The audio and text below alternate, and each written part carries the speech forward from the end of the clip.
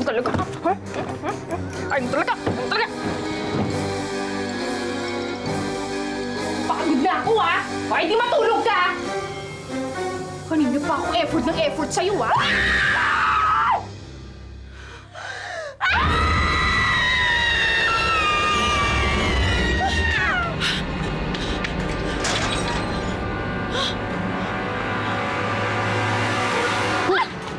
Ano nangyari sa'yo? What? Two words. Sounds like eat, bite. Second word. Girl. You, girl. Okay.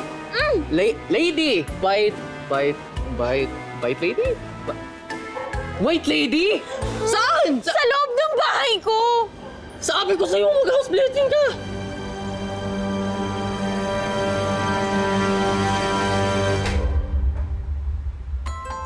Ang mabuting salita ng Diyos ayon kay San Lucas.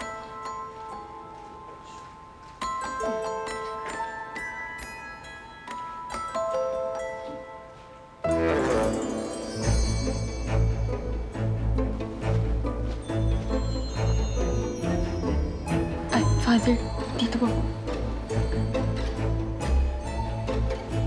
Father, maraming salamat po. Napapansin ko lang bakit pag isa ka? Nasaan naman kapag-anak mo? Wala na po. Ang mga kaibigan mo. Alam mo, huwag ka masyadong makampante o mapalagi ng mag-isa anak.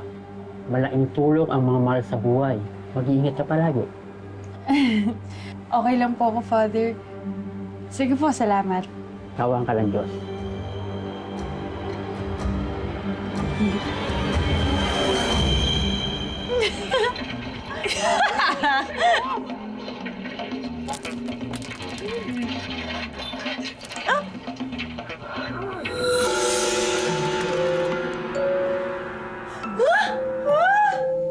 Bakit nandito ka pa?